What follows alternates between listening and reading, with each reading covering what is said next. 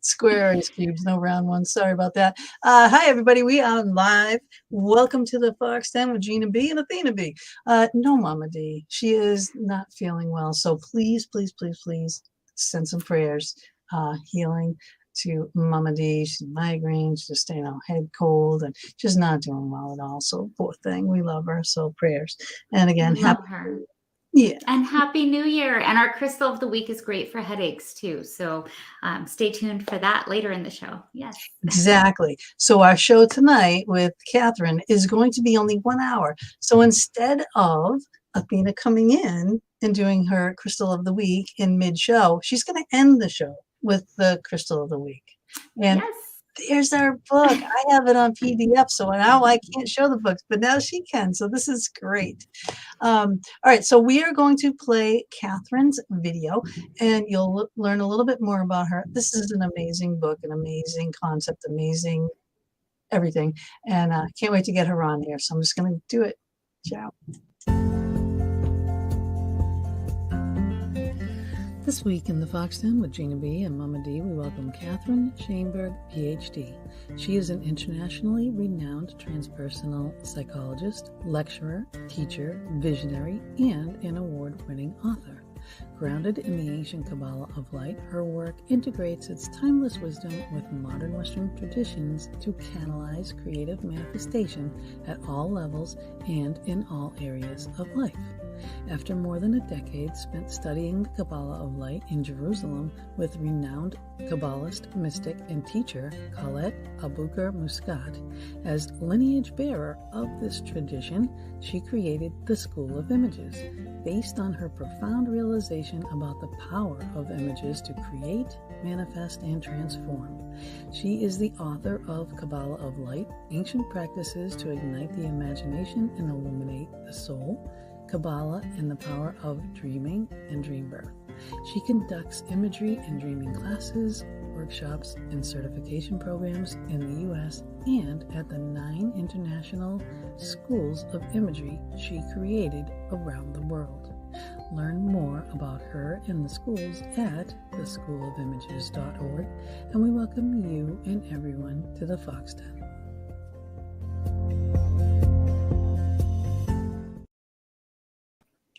Hi, and welcome, Catherine. I'm so happy to have you with us. Thank you so much. And what a beautiful video that you put together there. Aren't her intros gorgeous? Oh my goodness. I just love them. So good. We want to make our guests feel special. So, Well, you made me feel special. Oh, let's say that right away. So before the show, I was picking Catherine's brain about this book and about the dream aspect of it. So we're going to kind of get into, let me get going about what the book is, what the Kabbalah of Light book is, and then I will throw in some real life scenarios into the mix. So Catherine, that's what we're going to start with. Okay, what is the origin of Kabbalah of Light? Well, there is an original Kabbalist. He's called the father of Kabbalah, and his name was Isaac the Blind. And we don't know, the scholars still don't know if he was truly blind.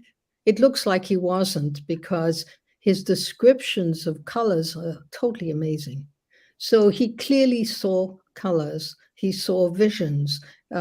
So he was blind, probably in the sense in which he was blind to the outside world and he gazed within. And that's the work that he taught his students.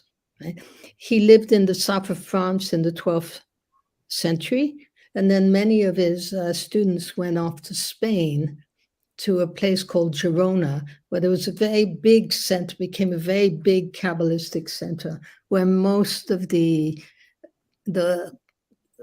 Kabbalah, as we know it today, was developed in the Spain, in Castile, where the Zohar, one of the great, maybe the greatest of the Kabbalistic books, was written. Right. So, now, women weren't allowed into this, though, right? In the beginning, it was more a man thing. It was more what? A man thing, and no women allowed in the teachings and etc. Yes, that is true, but not so much in this Sephardic Judaism. Sephardic is the southern, around the Mediterranean, the southern Jews, and especially because there started to be a lot of inquisition and danger to the Jews, so many of them converted to save their lives and their families' lives and went to church. Meanwhile, the women stayed home and taught the work. And so there are kept many it alive. Wow. yeah, and kept it alive. So in this particular lineage, there were a number of well-known women teachers, including my teacher, Coletta Bulkier-Miska. But her great-grandmother was very well known, and her great-great-grandmother was well known as a teacher to rabbis, right? Now talk about small world. Now, small world and no coincidences. Okay, small world being one. And I'm going to put this picture up. I did show it to you. So I'm like, okay, here's a woman. Okay. Full scholarship to Harvard or go to Jerusalem. Well, as I said, it was even worse than that. I didn't go to Jerusalem. I went to a kibbutz down south to pick fruit. Exactly, right? Okay. You laid in a field for what, a year, right? Was it a year, year and a half, 2 years? Yeah, but 2 years. I had no choice because from very young, I could hear the voice, and the voice was always telling me what to do. And so I was in London and then in the United States, but I ended up in Paris. We are a French family. And there I studied art history because images were my thing. And I visualized everything. I saw everything in another realm. And I listened to the voice. And the voice, yeah, and the voice kept on saying, you got to go to the Middle East. So I went all over the Middle East. I mean, all the Arab countries I did. I had all sorts of adventures being a very young woman traveling across the Middle East. And then, you know, I got a big scholarship to Harvard because I didn't know what to do anymore. I had studied all of the art history and I was thinking, what am I going to do? I have no idea. I don't want to be in the museums. I want to know how images move people. And so I got a scholarship to Harvard. And at that moment, I heard the voice saying, you're going to Israel. And that was very disturbing because I had no connections to Israel at all. So you thought, right? Yes, or so you thought. And your poor mother through all of this. we were discussing this earlier, going, what if our kids did this? Would be like, no, you're going to Harvard. Well, my father was absolutely, he didn't show it because he was a mild man, but he was outraged. He had a very bad experience sitting next to the dean of Harvard. He was a very well-known journalist, so this happened to him. And the man said to him, is your daughter okay? Catherine? And my father said yes, thinking there might be something good. And he exploded with anger because I had refused the scholarship to Harvard. But anyway, there I was in Israel, sitting in a kibbutz, picking fruit and wondering, what in the world am I doing here? I had no idea. And then it all made sense. And then you found Colette. Well, yeah, it all made sense only after about 2 years, where I was sitting completely in the dark, completely panicked in a silent way and nobody to talk to. And then there was the Yom Kippur War.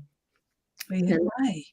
Yeah, so I was there during the Yom Kippur War, and I was the only goy because I was not Jewish. So I had no connection at all to Judaism, or so I thought, right? So you thought, yep. Or so you thought. I know, but just the way all of this comes around like a full circle. Yes, is crazy.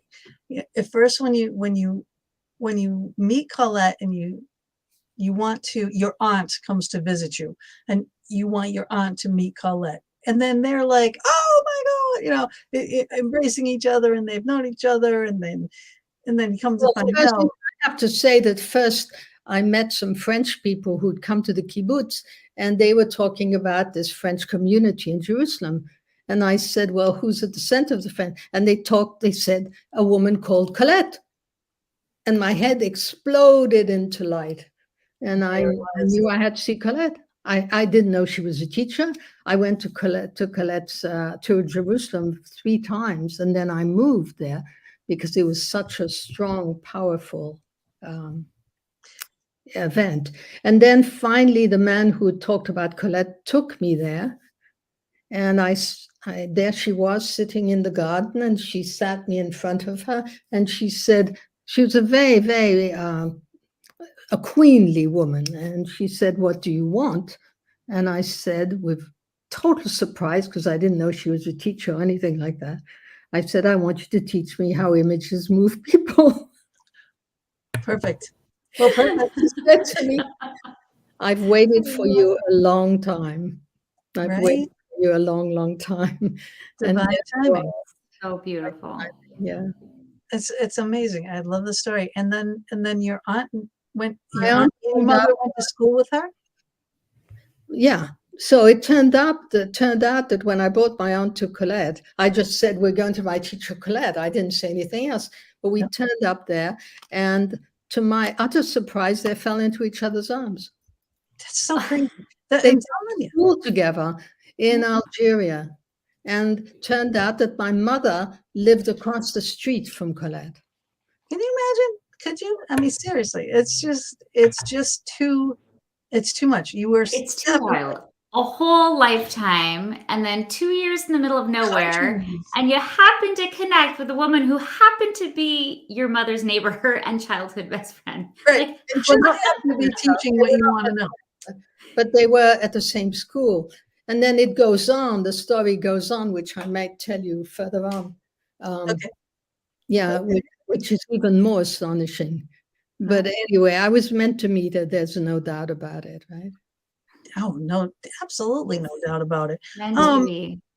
So, all right, now you created out of all of this now, and now you're done. You've worked with Colette. Poor Colette passes, and she kind of passed the torch to you, basically. Yeah. And now you're the lineage barrier, and you're the one that's got to carry this message forward.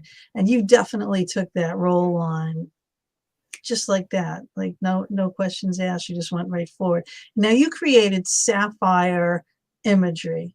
Now what is that? Well, you know, her method is unique. The method of the family, I should say, because it was a family lineage that went on for 800 years. And there was a particularity to the work. When people think visualization, they're going to say, close your eyes and walk down the path, and you're going to turn right, you're going to see an altar, there'll be 2 angels, they'll be telling you what you're seeing. Yeah. Yeah, and so forth.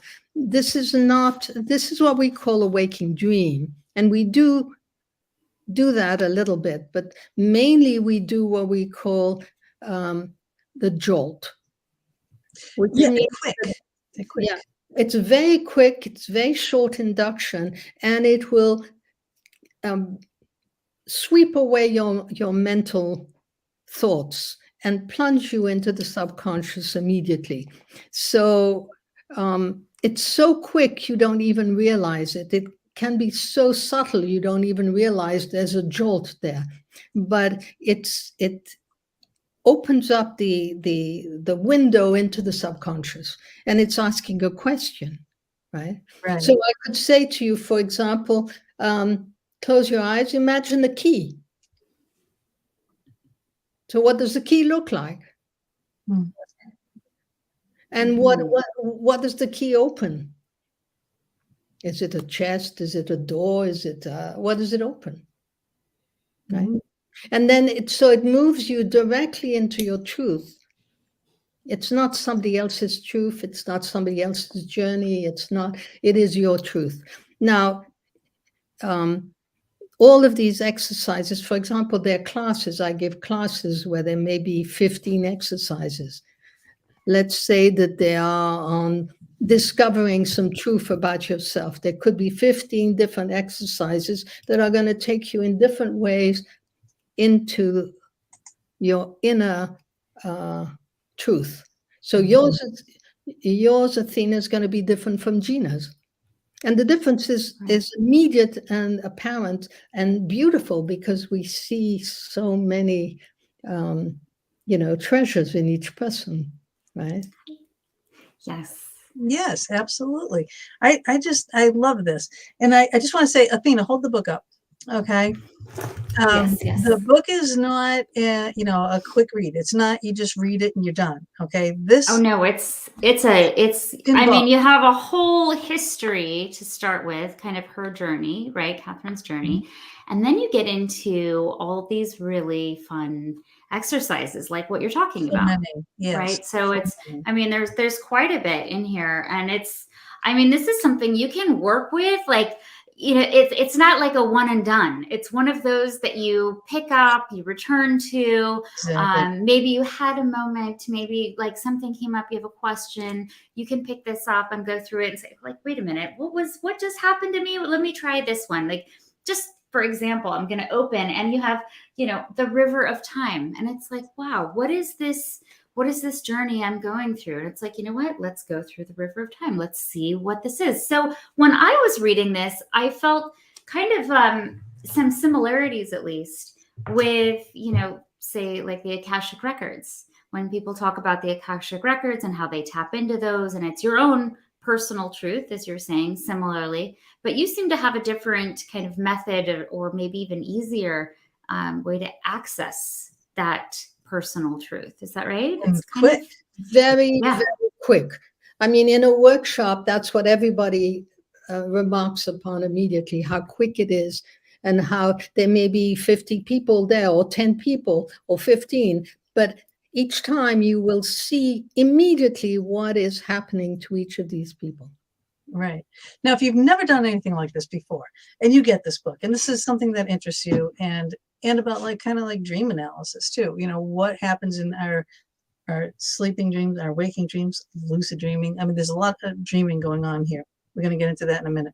But if you are interested in any of this type of work, if you get the book and you do read it, just going through it, and you try these little exercises, what is astonishing is when, like Athena was saying, I'm going to go through this journey. I'm going to find out what this means for me. It's astonishing when something works, something so minute. Now, I have my ears ring a lot. So when spirits are around me, my ears ring a lot, and it's really loud when they're around. You have an exercise in there to make your ears bigger, to put yourself in there, and you sweep that out. Okay. And I did this. And it was I was in heaven. I was silent. I was like, oh my God, this is amazing. Right. So it's just that one spark is all you need to ignite every other exercise in the book, and you want to continue, Actually, with the ear exercise, and there's all the cleaning of the senses. Right. But that one was so... It activates, actually, not only it activates and heals the physical situation of the ear, but it does much more. It clears all the painful hearings, noises, words that one needs to get rid of. And it's so fast, right? It can be done in a minute. Yes, very quick. Right. I couldn't even... Right. It can't, you guys, honest to God, you guys that are watching this, it was instant, and this is a constant thing in my ears. And then I would think, if it started coming back, I would be like, oh, I'm bringing out that little broom and I'm sweeping it. I'm doing it all again. And I'm just doing it instantaneously, because now I've learned it. Now it's instilled in me. And there's another thing that you talked about, the monkeys that learn their things, like washing the fruit. And then all of a sudden they all know how to do it, This would be something that would be fantastic if the whole universe knew how to do this kind of stuff. They do. So, speaking of, we have Mary Jane asking, where is the best place to purchase? Amazon, I'm afraid. Amazon, like everything else these days, right? There we You go. can learn more about her too at the schoolofimages.org. And she's got Dream Birth too, Kabbalah and the Power of Dreaming. The power of dreaming is easier to access. So if people are beginners, maybe they want to try Kabbalah and the Power of Dreaming. The Kabbalah of Light has 3 parts to it. The first part is the methodology. The second part is how you apply it, let's say to abundance. You need abundance in your life, or you have a bad relationship, you want to clean it, repair it. So there are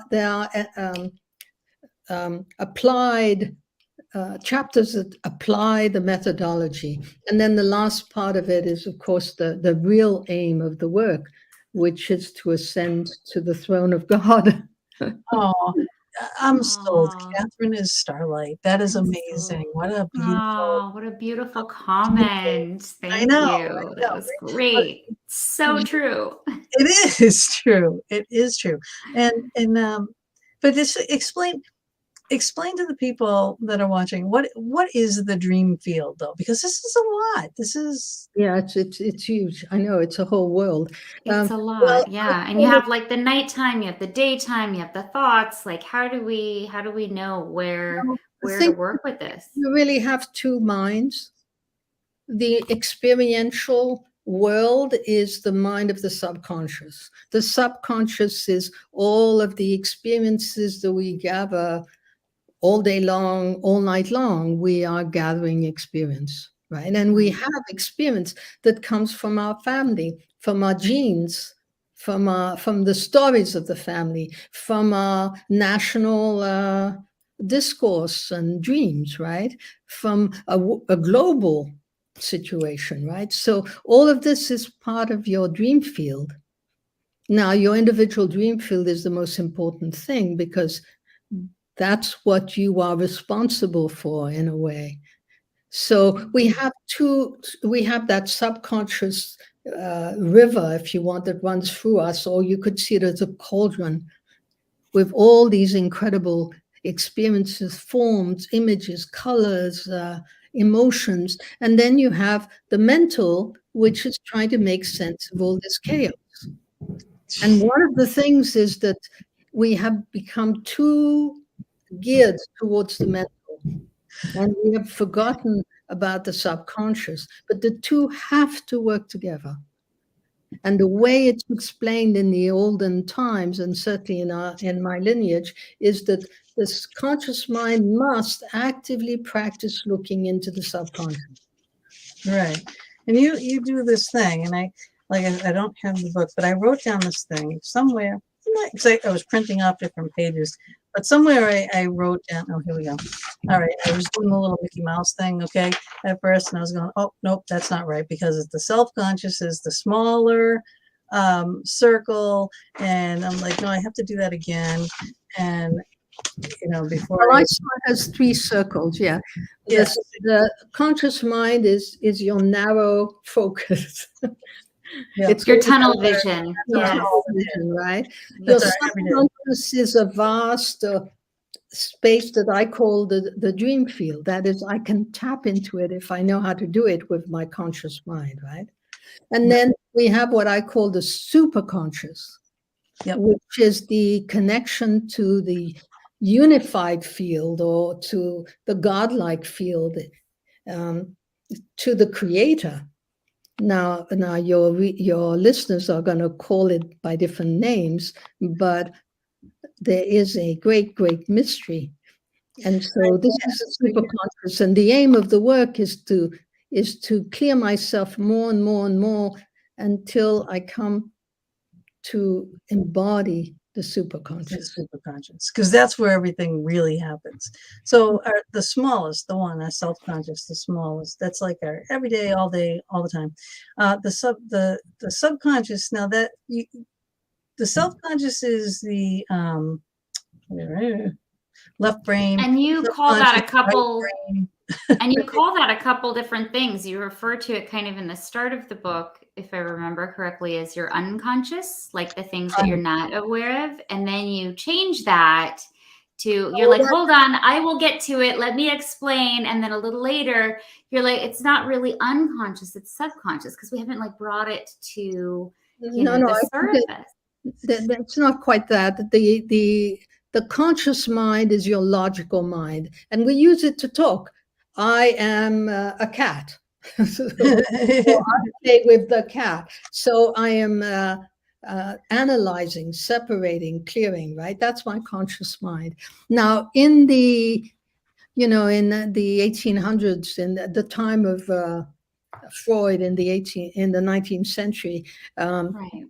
they were Freud calling it the unconscious for what I call the subconscious. And the reason is very simple. I call it subconscious because the moment you say to something in the body, you're unconscious, it becomes unconscious. It's like a program. It cannot be unplugged or changed unless I consciously go in there and tap into it. So I need to consciously go in and say, you're not unconscious, you're subconscious. I have a key, let me open it and find out what it looks like. Right. And so many are scared to do that because they think that this is like, oh, that's just crazy stuff. Like I'm not, that's my imagination, or that's, not something that's serious. All that's because we're kind of wired these days to have this tunnel vision, moving forward. Like this is what's important. No, this is reality. Everything else is nonsense. And then you kind of blow the top off of that with your book. Well, actually, yeah. And then we have Catherine, whose mom said you dream too much. You dream too much. Yeah, I mean, exactly. Our parents tell us, our teachers tell us, and then you come along. You're like, no, I'm going to listen to that voice, and I'm going to go off to, the middle of nowhere, essentially. Instead of Harvard. Yeah. Instead of Harvard. But I do feel very strongly that there's a practice here. Yeah. The practice of focusing let's say I'm going to hire you, or you've come for an interview, and that the two of you, and so I do my due diligence with Gina, and I do my due diligence with Athena, and I like both of you. So what am I going to do? You have good things here and you have good things there. What am I going to do? So we do get out. No. I've done my due diligence. Then I'm going to go in and get in a gaze, and I'll say, Gina, I'm not going to answer this one. But the subconscious can suddenly go boom and say, no, it's the other one, Mama. Well, I haven't met Mama, but the subconscious will say, no, it's Mama you have to hire. Right? Right. Yes, you do always know. You do know. But you have to have done your due diligence. Let's say you have to have used your conscious mind in an intelligent way. And then you've got to ask the proper question. And this is where there's so much problem in the world of the subconscious and the unconscious, and all the people who work with that, is that we forget to speak about that. We need to focus the question. The question has to be very clear. It's like tarot reading. You don't go to the tarot master and say, well, I don't know what I want to ask. I know. A lot of people do, though. You would be surprised. But, that's interesting because that's, in my own journey with talking with angels, sometimes like, well, I didn't get an answer. I didn't get a response. And I'm like, hey, well, you're asking the wrong question. Try, rewording that a little bit. Sometimes work on that. You make them work on the question. Yes, exactly. And then once you get that, so it's like if you're not getting the right answer or the answer you're looking for, maybe it's time to just kind of rephrase, right? Like think about what you're actually trying to get an answer to. Like you said, do your due diligence, right? Check in, like see, okay, why am I trying to find this out? Why is this important? And then maybe that will help you reshape not only your question, but your line of thinking, your perspective, right? Doesn't that that would make a difference too, I would think. Was an old style teacher. She was of another generation. She sat in her garden, and people knew her from all over the world. They'd come, right? And she actually once got a letter that was that the address was Colette Jerusalem. And it got to her. Right, they got to her. Right. So people would come to her. They were allowed to come in the afternoon. In the morning, it was the real students. In the afternoon, anybody could come and ask questions. And she never left her house. But the first thing she would do is she'd sit the person in front and say, "What do you want?" Which she did with me, right? Right. And you're on the spot. And many people won't know. Well, I came because I wanted to meet you. Well, go away. Come back when you have a question. Yeah. Well, you've done that now. Well, I didn't. I came back. No, for her. I had a question, right? But the people there were very shocked, and they had to really focus on what is it that I truly want to ask. And it ended up, well, what is it that I truly want to ask myself? I know, because really deep down in your subconscious, you know what it is. Of course. You know, and it's usually a fear-based thing that will keep you from actually saying it, doing it, acting upon it, verbalizing it, all that. You know, so that's what's going to go, basically. Yeah. How do you help those like move past that fear or that doubt, you know, that maybe the answer they're getting or the question they're asking even is, you know, irrelevant or not important? How do you help them move past that? We're like, no, this is. Yeah. Fear. Yeah. Fear is the thing. And if they're really serious, they're going to come back. And that's what she did. She would kick them out, and when they were really serious, they would come back, maybe in 2 years' time, but they'd come back. Yeah, she scared me. Scared a lot of people. Well, that's good. That's a good thing. However, now you can see her too, because on your site, if you go in and play some of your videos, she's done some of those videos. So you can actually, you guys can see her and how she's interacting with people, a class she's teaching and whatnot. And it's really quite interesting. It really, truly is. But I want to bring up, okay, now, like, I mean, I do have a list of questions here, and this question is kind of long and drawn out, but it is a good, relevant question. The practices in your book are past and ancient wisdom passed down over centuries. What is the connection to Judaism, and do you have to be Jewish for them to be effective?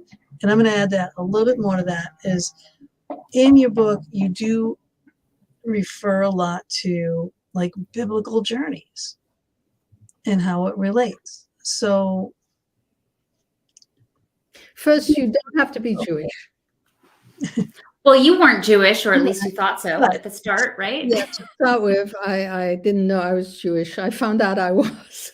Right, I know. That's amazing too. That's that whole circle. Anyway, but many people don't have to go through that, because the tool here is the inner gazing. And we do that, all of us. This is a natural tool we have. We go to bed, we go to sleep, and some anxiety or some question wakes up or starts stirring the part of the subconscious, and boom, suddenly these forms come together and answer the question. This is an amazing thing when you think about it. We have a dream that is showing us what to do, or at least is beginning to show us what to do, because many people, not being really trained, have what I'd call, clarifying dreams that need to some understanding, right? So that I've developed actually a whole system called dream opening, which helps people to understand very quickly what their dreams mean. And what the answer of their dream is, and how to work with it, because it's a dialogue, right? Yes. Right. Now, like, over the past too, what's more, if you ask someone about dreams, they're going to say, oh, I know a dream interpreter. You know, so it's like, you dream of a snake, it's this, it's that, it's sexual, it's whatever, it's the root chakra, it's whatever, you know what I mean? It's like the same kind of basic things. The basic things are attached to these basic imagery. Now, this is that on steroids. It's so much more than that. Well, it can be simple as that. It's simple as that, but I recommend that everybody throw away their dream dictionaries because it Right. has really nothing to do with that. I mean, yes, if I dream of a snake, I can have all the atavistic feelings that most people have having to do with snakes. But if I've had an accident with a snake, I'm going to have a different relationship to it than if I had a pet snake that slept with me when I was a kid. Right. So, All right, so now I'm going to bring this. This is like a good segue. Now, yeah. earlier before the show, I was talking to you about my aunt. Okay, 2 nights ago, I had a dream about my Aunt Marie, who is my godmother. I was very close to her. My mother, big Italian family, you know. There's only two, well, there were three aunts that I was really kind of close to. But Aunt Marie, she was my godmother. Now, I've never dreamt of her before. Right. And speaking of, and you do speak a lot of ancestry, you know, ancestral lineage, that type of thing. Now, when my grandfather died, he appeared to me. When my grandmother died, she appeared to me. And now my aunt. But this was the dream. I am fully clothed, like, you know, socializing, clothed. I'm in a hallway. I'm with a bunch of people. I'm talking. I look over and I see my aunt. Now, she passed away 4 or 5 years ago. And she was a little sick, you know, she was kind of getting worn looking and whatever. Now she's sitting there absolutely stunning.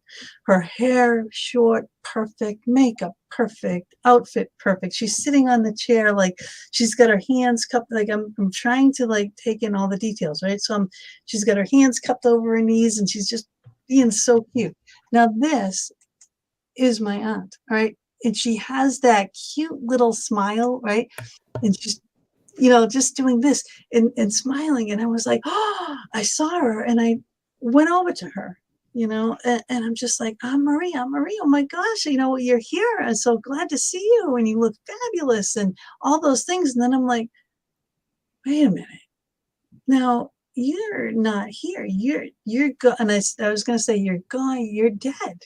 Right. Like that. And I'm like, and I'm thinking to myself, and I don't know, and I can't remember if I just thought it or if I said it, like, oh God, what does this mean? You know? And I'm like, well, what does this mean for me? You know, that why are you here? And because I said to her, you know, you're dead. She's like, yes. And she was like, like radiant about it, you know, and I'm like, okay, you know, and I'm like, so why are you here? And But you then, asked her, right? In the yeah. dream. Yeah. Yeah, but it was like at first I'm going, so what does this mean for me? But I don't know if I said that, but I said, why are you here? And then she's like, well, you are going to die. And then all of a sudden I am standing in the same hallway. There's people. I don't know if they're the same people because I can still hear them, you know, and now I'm in a hospital gown. So, And yeah. that's it. And then I woke up. So you're in a hospital okay. gown as a doctor or as a patient? As what? As a As a patient? Patient. Yeah, I'm in a hospital gown. Like, well, she told me I'm going to die. So I'm figuring, okay, so I'm in the hospital for something and I have a gown on and either I'm talking to her in a passed away form in the hallway and she's going to be taking me off somewhere, you know, to guide me over. But I was like, oh, okay. You know, and I wasn't panicked. I wasn't like scared, you know, because I'm serious. I'm not afraid of dying. I'm not. I do believe I'm an old soul. I'm like, I'm good here. You know, if I go, it's my time. It's fine. Right. I know that the other side is wonderful and beautiful, you know, so I'm not afraid to go there. What I'm afraid of is all this leaving the mess behind, you know, and So tell me, was she sitting to your right or to your left? actually, well, I went directly to her, so she was like right in front of me, but right in front of you. I had to go towards the right because I was in the middle of the hall and she was on the right side sitting at a table. At the table, she was sitting on the left side of the table. The table is here, you know, so she had like one elbow on the table. There's like a pub table in a pub chair that she was sitting on, you know, and I'm just like, this is the craziest thing, but you know. No, but you know, with dying, it's like points, meridian points. There are crossing points where we can die, and then the point disappears or the time disappears, and then 10 years later, there's another one. or 12 years later, right? So we're not going to die at every moment, but we can choose. And so here in a dream, the most important thing is what we call tikkun, or correction. The correction is that I'm in a dialogue with the dream. And this is what people forget. They think, oh, it's a dream. We can't touch it. It's the way it was. But not at all. It's a dialogue. So as I told you before the show, take off your hospital gown, dress yourself again, and say to your aunt, I love and I'm very happy to see you. And I'll see you in when I'm ready. I'm not ready. Yes. Right. See, And you walk away. Yeah. Well, talk about divine timing for something like this to happen, to have you on the show at this time. Yeah, Sharon says, I used to dream the next day when I was younger, when I went to school, I was like, I did this last night. Oh, so like a deja vu type of a dream. Yeah. Okay. Yeah, very cool. Because there is really the dream reality is now. Yeah. It's all potential. Everything is not matter. It's energetic. So there's the world of matter we live in, and then there's the energetic world. And the energetic world we can go to the energetic world. That's the world of dreams. That's the world of the subconscious, and we can change the pattern. I think I tell the story in my book about the man who dreamt of his tombstone with the date. And that was 3 weeks coming in the future. So he was terrified, and he came to see Colette, and she said, well, close your eyes and erase the date and choose a new one, which he did. Yep. And that date that he had erased, on that date, a big truck destroyed his car, but he got out of there without a single scratch. Right. Now that's how this all works. This is the part that's like, I know, but that is exactly how it all works. And we can change these things, and we have that power. We do. And we have that as a collective power too. We do. We have the power to change, right? We are what the Kabbalists called co-creators with God.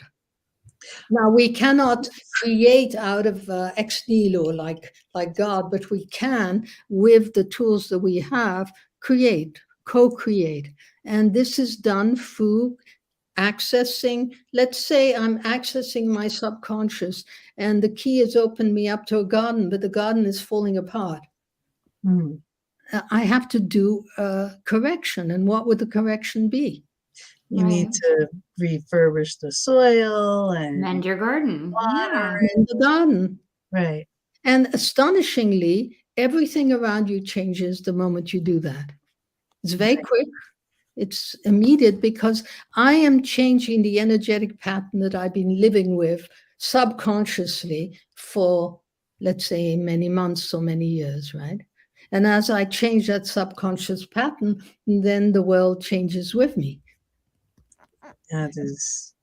That's so interesting, because I can't count how many times as a kid, a young adult, even to present, that I've had dreams where, and disturbing ones, like the ones that wake you up, where you have like fear, especially those, not so much like the happy ones, but the scary ones. I'll wake up and I'm like, no, that I didn't like that. That wasn't good. And I go back into sleep. Like, say I'm being chased, for example, like in one I was being chased, or another one I was drowning. And it was like, no, this is not how this is going to go. And I would go in, and it would like, I'm going to stand my ground, or I'm going to stop, or I'm going to close the door on, whoever is chasing after me, a door that appears out of, literally nowhere.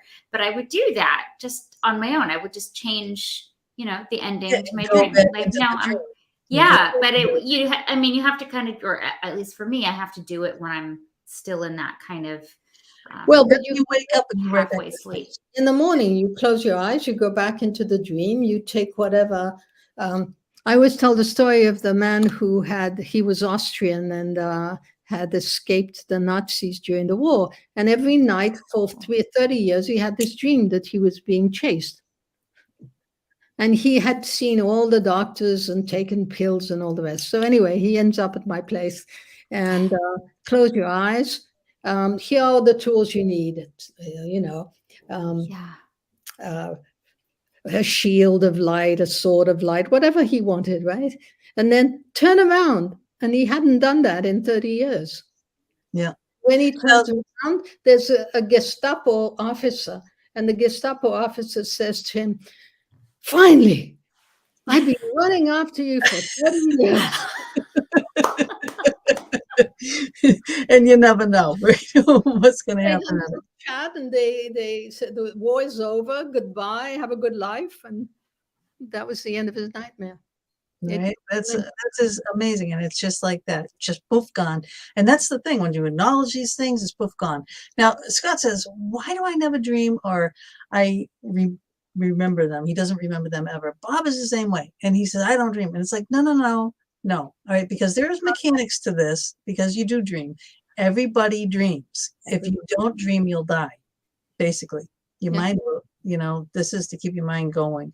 We also have things like to sleep paralysis, right? We hit REM sleep, and if we're having violent dreams, right, this will paralyze us temporarily, so we don't hurt ourselves. We don't get up and walk, and we don't go walk into traffic. Some people, that little switch doesn't work, and they do, and they sleepwalk, and they do get themselves into trouble. But these are self-preservation things that are instilled in us. But yes, we all dream. Why we don't remember them? I'm going to pass that one to you. Well, but that's very simple. I have a lot of people come to me and they say, well, I come to you, but I don't dream. And I said, well, come to me next week with a dream. You're turning on your inner Colette. Well, I am her spiritual daughter. So I say, come to me with a dream, and they inevitably do, because there's a strong intent. Right. If I don't have a strong intent, if I don't understand what incredible treasure I'm giving up by not remembering my dreams, then I won't remember them. But if I have a partner or dream friend or somebody I tell my dreams to, I'm going to remember. Partner, like you do for life coaching. But like, get a book, get a journal, okay? Get a journal, yeah. Like, I mean, even I have so many of those. Like, even these little like 99 cents to a dollar store. Well, now they're $1.25, but these little like cheap notebooks. Keep one next to your bed and just set an intention. This is a beautiful one. You spent the money. This is my new dream book. Randy knew for this year, right? It's even got a little place on the top, subject, date, right? So my first dream that went in here was my aunt telling me I'm going to die, because I'm going to analyze the crap out of this. So you can have two colored pens, one to write your dream down and another color to write the tikkun, the correction. Right. Yes. So my next one will be what we discussed. Love that. So I'm going to be doing those types of things. Hi, Judith. And it's a great way, because too, intention, you brought up that word intention, that is like so imperative. Okay, when we go to sleep, just say to yourself, to your guides, to whoever, I want to remember my dream tonight, because I do want to start recording my dreams. Please allow me to remember. So try it. And you know what else? Practice makes perfect, right? It's not going to come like this. You got to do this continually over and over and over again. So if you wake up in the middle of the night and you're like, all of a sudden you're like, oh, wow, yes, I was being chased down the street. Have this right next to your bed. Write it down, go back to sleep, and then see because otherwise you won't. You think you're going to remember it, but you don't. Oh, yeah. No, they're gone so fast, aren't they? After you wake up. I mean, how many times do you hear people say that? Like, I was dreaming something, but I can't remember now, or with children and with my kids, like that's not me. Yeah. That's like a motorcycle or something way down on the Ave. I mean, that street is very far away. It's just like, that's not me. I am. Gosh, that's horrible. I'm sorry. I apologize for that. But What do you Yeah, got? no, you're fine. Well, it's true though. Like Right, this I'd is spoken with another dream expert and they were saying about changing dreams, and I never thought that was possible. So what about, as far as like, are we supposed to interpret these, or is this just like our subconscious coming through? The subconscious comes through. It's like charades. You pick up the different forms that are going to tell the story, and the story is going to be told generally in images. It's a storytelling. It's a movie. Mhm. But my cousin, and she's asking which aunt, and it is her mother. It was your mom. Yeah. What were you? Aw. And your aunt, yeah. Mhm. Athena, I lost what you were talking about. Oh, just as far as, are these something we're meant to interpret? Because you had mentioned something, I think you had said, did you say toss the dream dictionary, like get rid of those? Or you were saying, hold on, I missed that. I was like, wait, what? But that was one of my first books, was a dream dictionary. Because I know. I have like That's 14, the 15. remembrance of things past, but no, the dream dictionary doesn't help because it's living memory, it's living Yeah. experience. And so maybe a donkey means one thing for you, and a donkey means something else for a fairy tale or for a friend of yours, right? So it doesn't, yes, you can say donkey is stubborn, donkey is steady, donkey is this and that. You could say that. So if you've got a very good dream dictionary, you could read that, but it doesn't mean that's what it means in your dream. Right, I see what you mean. So I have like water a lot in my dream. They say that tends to mean, relating to like your emotions. Everything flows, that's true. Sorry? Things flow in water. Things flow in water. Yeah. Things grow in water. So I guess it's about picking out, what resonates for you then, Exactly. as far as interpretation goes. Yeah. Well, again, interpretation, one of the dangers is that somebody will say to you, this is what your dream means. So Right. agree. And it's like, well, wait a minute. Yeah, so agree. And so when we do a dream opening, the way it's done, there are 10, 14, 15 people. There's one dream put in the center. And then once it's clarified and we know exactly what the movie looks like and everybody's got the movie clear, each one of us become the secondary dream of this dream. And as the secondary dream of this dream, this is what I feel this movie is about. Right. And then at the end, the original dreamer is given back he's allowed to speak again and to say, well, Catherine, what you said really resonated, or Gina, what you said really resonated. Catherine, what you said didn't resonate. Okay, that's fine. Everybody's different. Yeah. And that, we have a lot of difference, right? Yeah. So that's what makes the world go round. And it opens up the meaning. But the more important is to respond to the necessity of the dream. It is more important even than understanding it. So if I saw my my tombstone and I erased the date and I created a new one, that's more important than understanding why I had it. Yeah, I'm going along those lines, and I appreciate you very much with this, too, because it does make you a little nervous, you know what I mean? Because I'm like, oh God, I have so much to do now, like, when is the day, but take off your hospital clothes, say thank you to your aunt. I'll see you in 20 years or 30 years or 40 years. You can be really very extravagant and say in 100 years.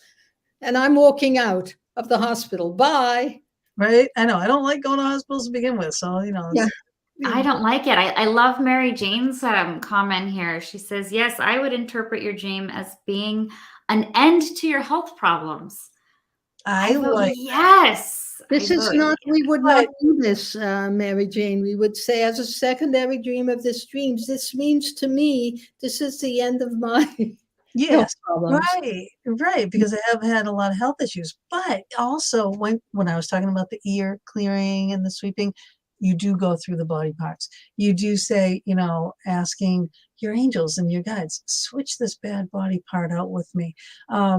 You know, to do this transference, you know, give me your healthy organ and you take this one, in which they're going to go and fix it anyway, you know, and fill it with the energy and fill it with the light and heal and repair.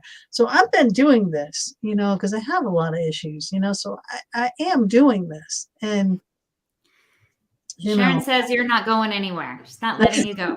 You're not. We've decided it already. It's already It's done. it's already done. Yeah, it's already done. I'm not going anywhere. I did a spread too. I did my cards. I'm like, no, I got angels all over me. I'm like, no. There's lots of things that's going to be happening. So no. But nice to see her though. Anyway, right? To have her come visit She, you. I mean, and she that's looks awesome. beautiful. Absolutely radiant, happy, healthy, gorgeous. The woman that I, you know, so remember, so loved and adored. And it was awesome. You know, I was so happy to see her. I know, amazing. You were so close. So of course, that's awesome. Well, Mary Jane says the Cabal of Light will be here on the 16th. So you've got Good date. you've got one book on its way already. There we go. That's And I've got, yes, and I've got mine already right here. Yes. Yeah, I got pages. I have mine too. Gina needs hers too. Oh my gosh, I have a Catherine, you gotta PDF. work that out. Not She's like gotta get one PDF. too. She'll love it. I like book in hand. I like books, and I have PDF. I'm like, you know, there's nothing like that feel of a book, and I love to mark in the book and everything. I mark the book too. Pages everywhere, printed. Very naughty, but I do it.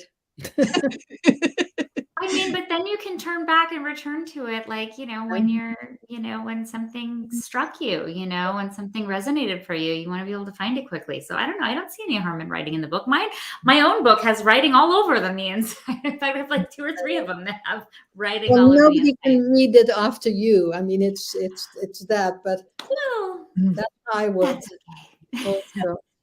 So this is her website. Do you realize we've been yapping for an hour already, and that's all she wanted to be on for an hour? And this is why our shows are 2 hours, because they go like this. All right, but I wanted to be on the show for an hour. I know, that's what they told me. I said, oh no, okay. I mean, you're welcome to stay. 1 hour or the second hour. That's what they told me. I said I prefer to be on the earlier hour. Oh, well, would you like to stay longer? Well, you could. Whatever you want. I'm at your disposal. Oh, amazing. Okay. But you can also look her up, Facebook School of Images. Okay. And just when you go to her site too, there's a lot on her site, and watch the little videos and see the videos of Colette. Is amazing. Yes. And how many, you have like 9 schools of these now around the world, right? So pretty much anybody could mostly like come find you, study with you. Is that right? Well, one of the issues is always language. Oh, well, I know.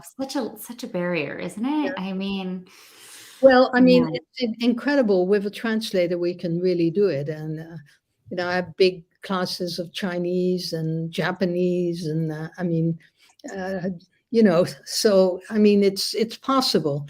And when I'm teaching, I don't even realize there's a translator there, the way it goes.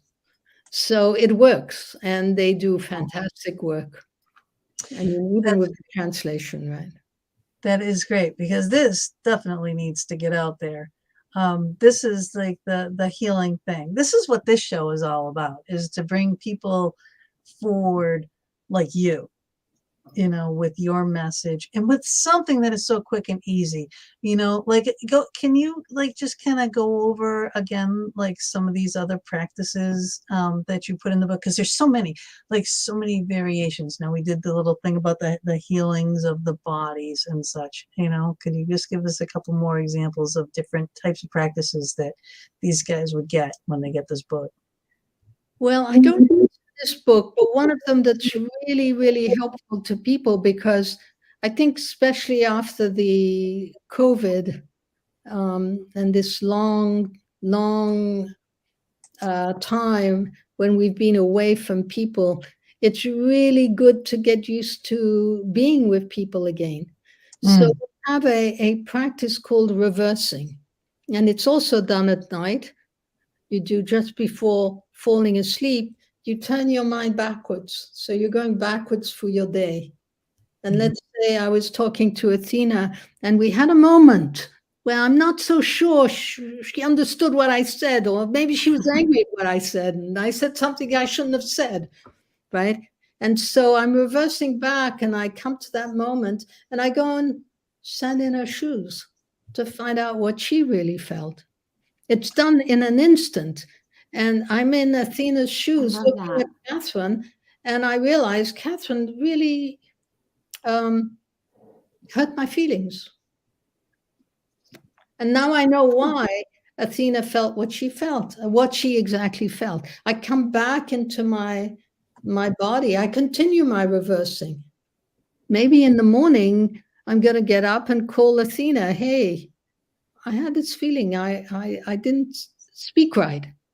Mm-hmm.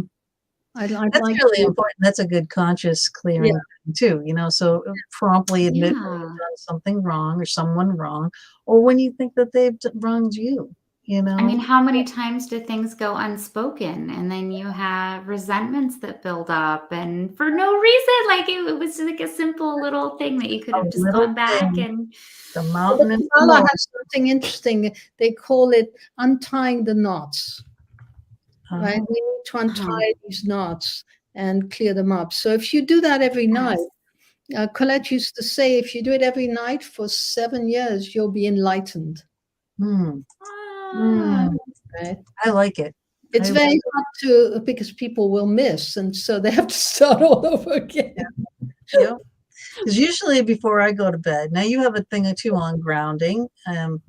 Your grounding technique and thing is really the one I've never heard of, but easy, so easy to visualize all these things. It's just conceptually easy, right? So I love your grounding thing, but that's what I do. That's how I start my day and end my day, is a ground, shield, protect, get rid of, you know what I mean? So that I'm rid of the day's anxieties, traumas, dramas, all of that.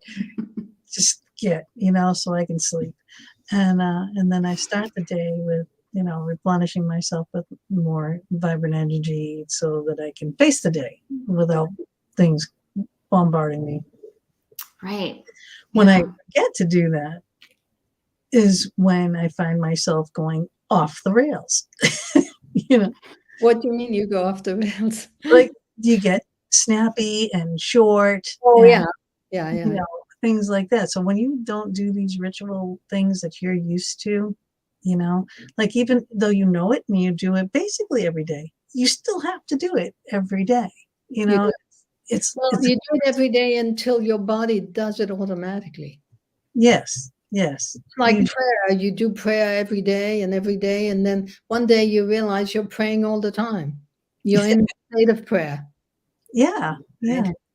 It's pretty intense. It is, and it works because, especially in these fields, in these energetic fields and in the paranormal fields and everything else, there's a lot of things that can be bombarding you, just as well as day-to-day stuff and everybody else's stuff, especially if you're empathic, when you walking down the street, you could be, you could have a target on your back if you're not protected, and you're going to pick up everything and everybody else's stuff.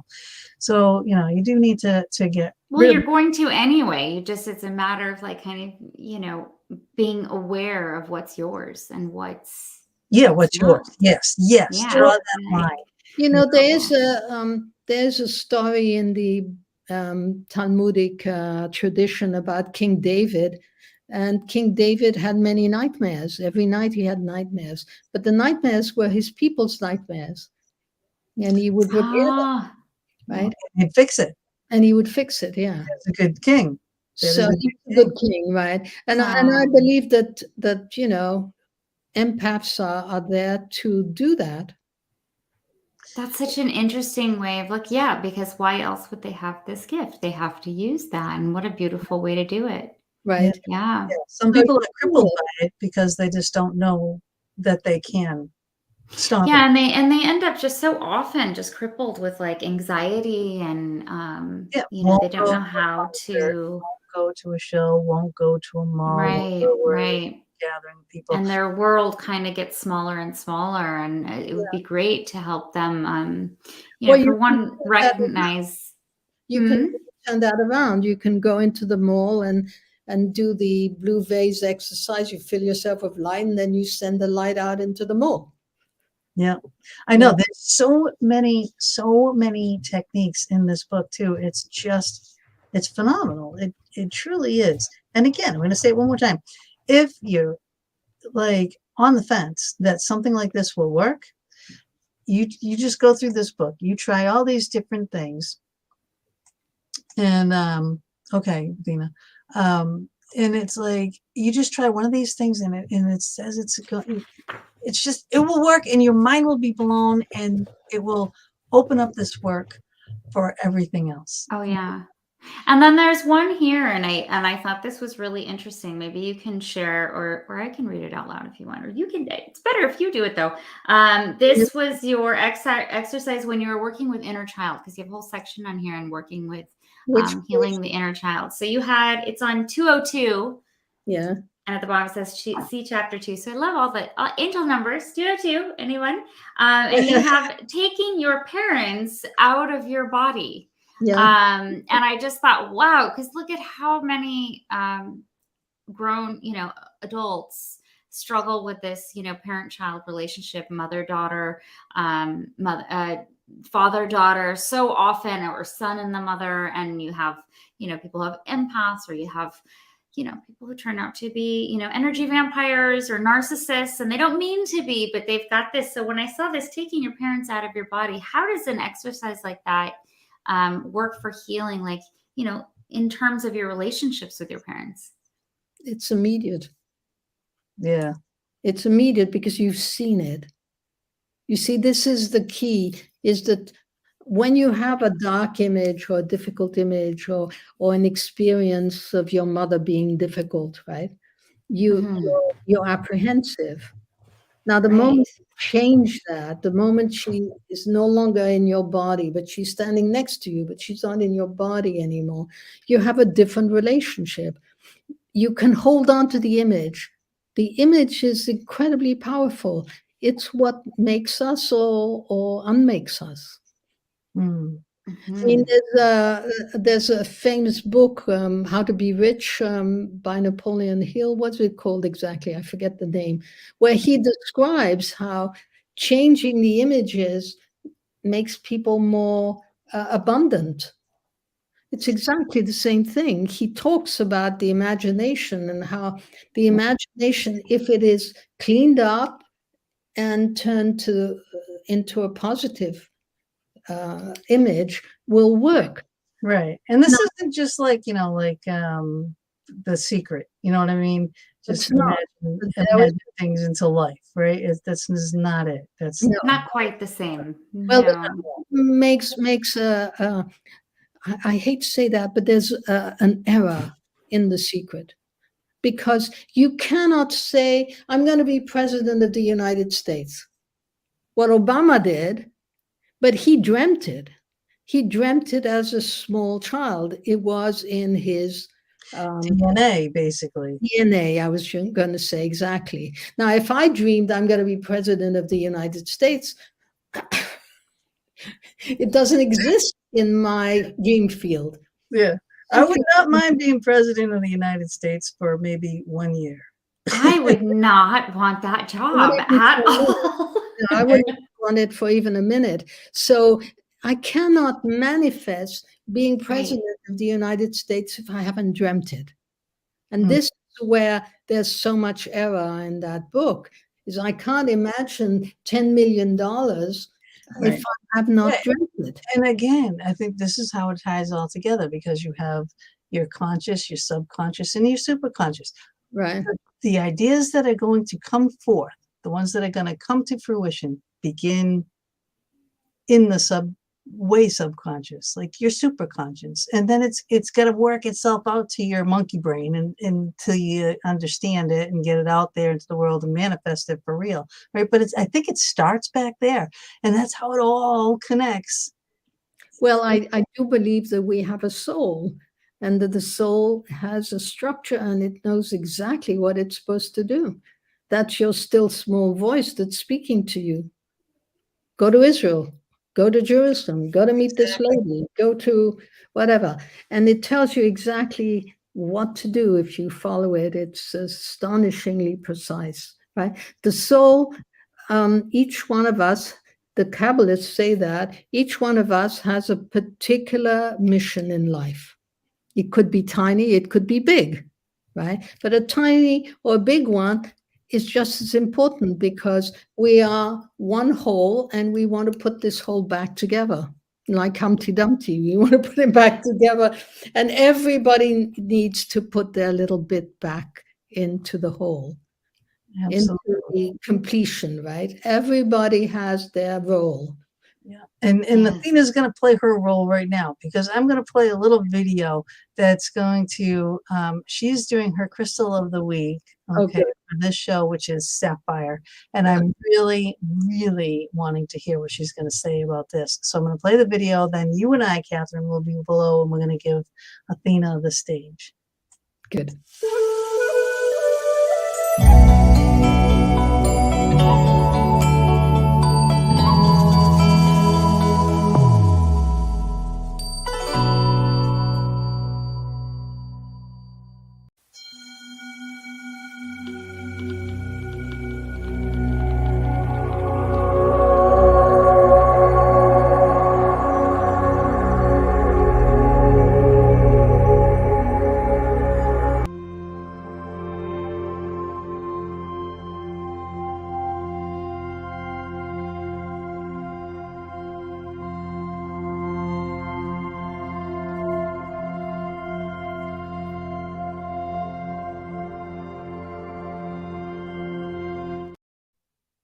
Oh, I really do love your intros. Thank you. Thank you. Yes. Hello, everyone. For anybody who is just tuning in, I am Athena Barry, Reiki Master and author of award-winning book, Raise Your Vibes. And as you just saw, my new Oracle deck, Raise Your Vibes crystal cards, that'll be coming out on Valentine's Day. So they are available for pre-order now. And of course, I'm doing 15 minutes of free Reiki for anybody who would like to pre-order and send me their proof of purchase. And of course, join our my monthly Raise Your Vibes virtual Reiki and ritual circles. So please check that out. You can find out more at crystalreikihealer.com. And so now I am so grateful to be closing out the Fox Den's first show of 2023, or now what's turned into our mid-segment for our Crystal of the Week. So let us dive in. So for this week's show, for those who've been following along, I think this will resonate with you as well.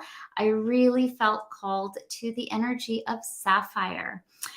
We are starting this new year, so why not start with some powerful psychic activation to kick off the energy, right?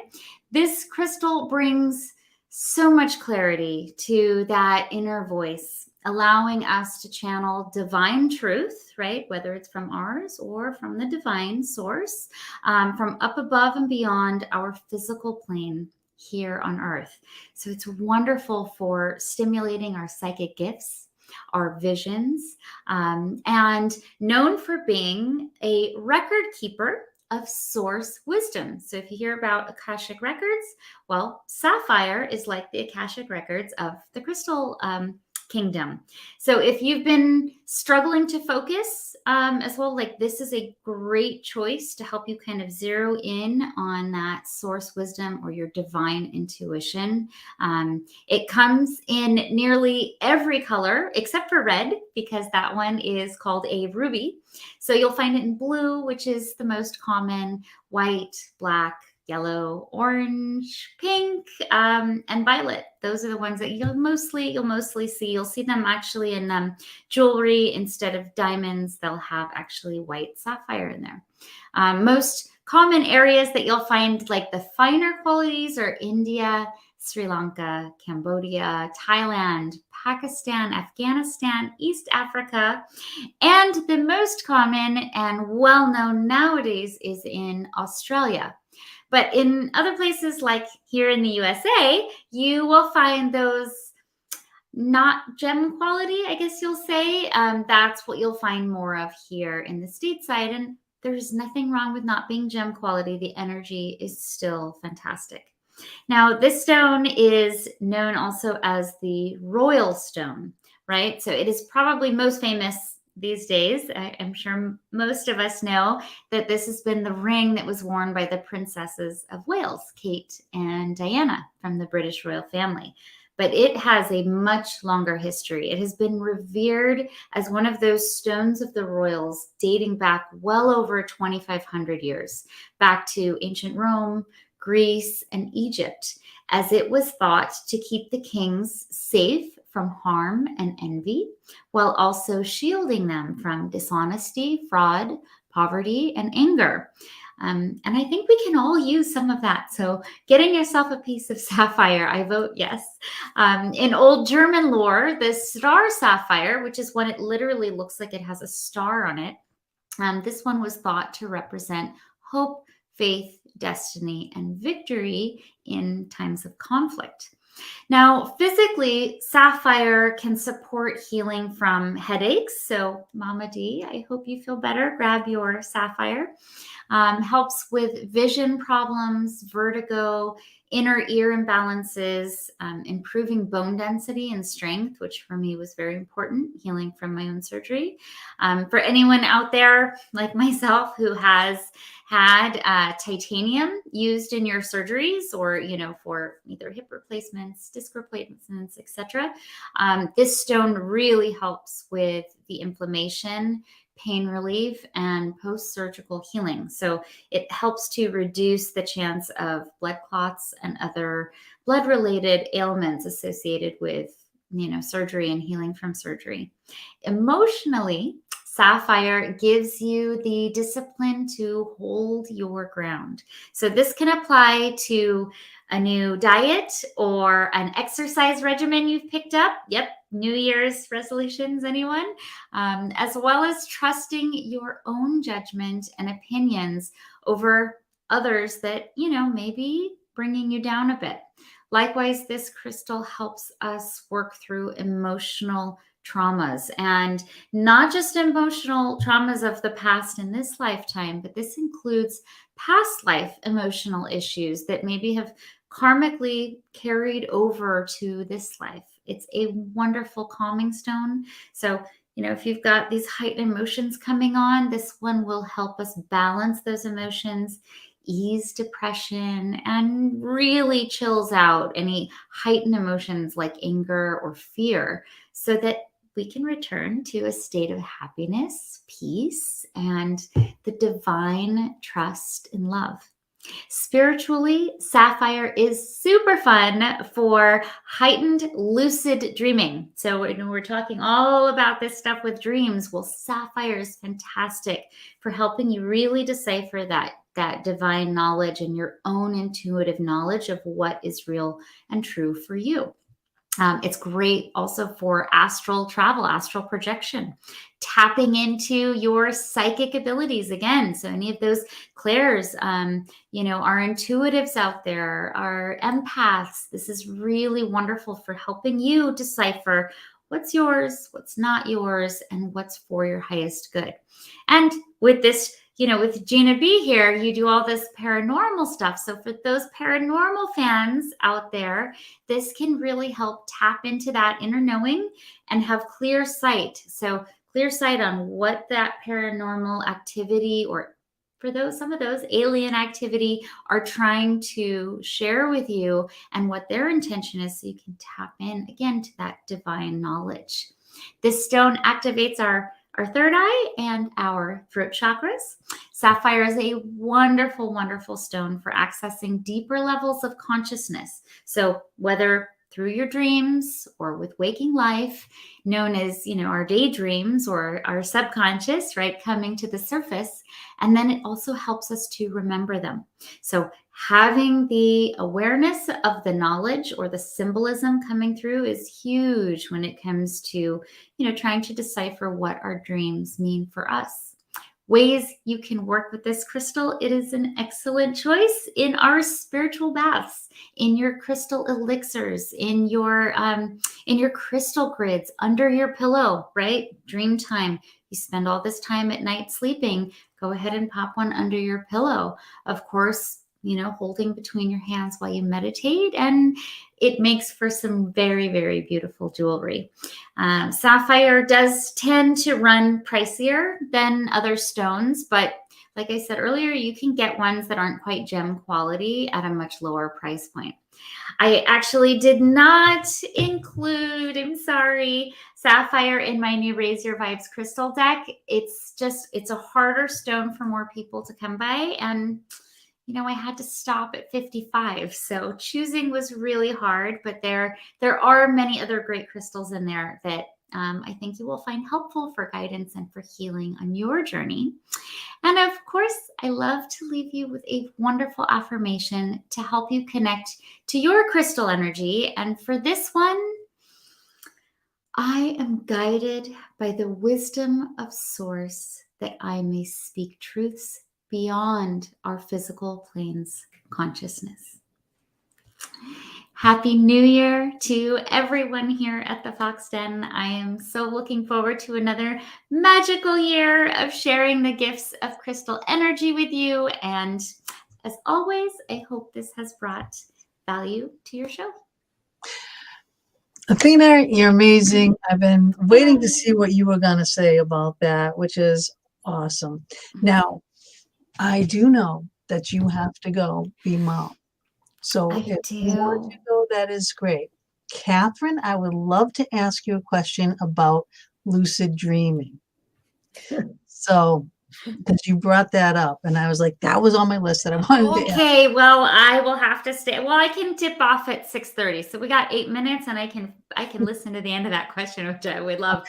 Okay. And it was so interesting working on the crystal, because now we're talking about so much of that stuff here, and I thought, well, this resonates, but wow, does it resonate? Right, right, yeah, and my work is called sapphire imagery, right? And well, yeah. Yes. And in the old tradition, King Solomon had tables of sapphire. Ah, there we go. He looked within the sapphire to see the truth. Yes, this is and it's known as a record keeper because it helps you see that it holds the divine wisdom, the divine knowledge, and holds on to that for those who are, I guess you would say, in tune to it or open to that. They also can tap into that inner knowledge. But, he was clearly very good at trusting, the messages that came to him. The wisdom. The wisdom that came to him. Yeah, that's what he asked for. He asked God for wisdom. And, that's the thing. People, you may get afraid to ask, but, be careful what you ask for, because you will get the answer. Yeah. So again, like what you had said before earlier, wording is important. How you word your question. Yes. Yeah. And sometimes the answer is not always what you want. So he asks God for wisdom. God gives him a sapphire. It's like, well, what do I do with this now? So, you have to do the work too. You have to, it's not always going to come, like so obvious in your face. Sometimes you have to, kind of see, okay, how can I work with this wisdom that's coming to me? So with lucid dreaming, yes, please share with us. Yeah, like anybody sapphire and look through, and you'll have lucid dreams. Can anybody do lucid dreaming? I mean, because before it was like the untouchable thing. Like not everybody can do it. It's a shaman thing. It's a this thing. No. Everybody can do it. It's really becoming more and more awake at night. Not awake as one would imagine physically, but awake in the dream. Mm-hmm. Right. So like you set forth your intention that this is what you want to do. Exactly. So you want to walk through, like to do your corrections, to do your reversals. If you can do them in the dream time, then you're much more advanced than somebody who's got to do them early in the morning when they wake up. So, right. So I teach them how to do that so that they will, during the nighttime, do their repair and accelerate their process. So now they would get these courses from you through the School of Images.org. Yeah. And there are many, I have many wonderful new teachers, young teachers who also teach at the school. So there's enough for everybody there. Yeah. I adore you. I adore you. I want to read the other books now, 100%. Dream birth is not quite the same, but it's exercises, but it's to help women and partners to conceive. Conception is such a big problem these days, but right? It is. And again, that's a mind thing again. Like, okay, because your mind gets so clouded with all this stuff, you can't get pregnant. No. It's once you get rid of all that and you relax and all that, Well, there's a whole process of clearing up and also preparing for conception, and the partner, how he prepares for conception and so forth. Or if we have to do it with IVF, how to do it that way too. So it's all the dreaming work that we do to call in a great soul. With us, and then how to have a really good pregnancy and the best of labors. And you're just amazing. You're just like all around. You're just like a gift to humanity. And honestly, and I would so want to have you back on this show again. And I would love for Mama D. A lot of fun. So I'd be delighted to come back. Oh, that's fantastic. But right now, I know Athena does have to. This is part of my dream, is I have the mama, and I have 3 still. So I love doing all of this. I love sharing my crystals. I love coming on this show and meeting wonderful people. And Catherine, I'm so happy we finally met. I feel like we keep trying. And here we are on the Fox Den, which is just so appropriate. So I look forward to seeing you. And it was wonderful. Oh, thank you. A lot of notes on Sapphire. Oh, I love it. Fabulous. I love it. I mean, I had so much more that I wanted to ask you and talk to you. So I'm just going to save it I'm going to book you again. I'm going there we go. Even if we have to have a special show on a special day, you name it. All right. Because now you've got a home here. And I think you're amazing. And like I said, I just think you're a total gift to humanity. So thank you for being our first show of a brand new year. That's exciting. And I do believe we can make a good year of it.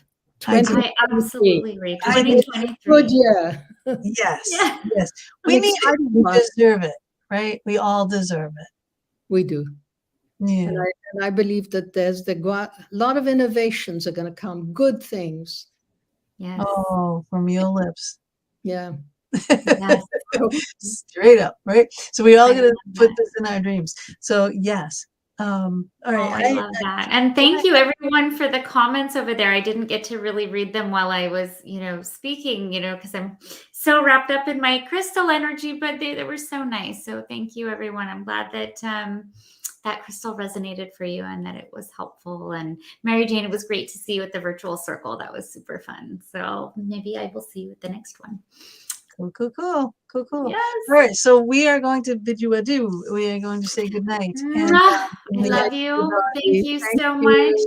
Oh, wishing everybody a wonderful Happy New Year. And Catherine, so wonderful to chat with you. Gina B, always a pleasure. And my love to Mama D, that she feels better. Yes, prayers that she's better. And we'll see you all next week. All right, Thursday, regular time. Yes. And Bye. Hang with us for a minute. All right. Ciao, everybody.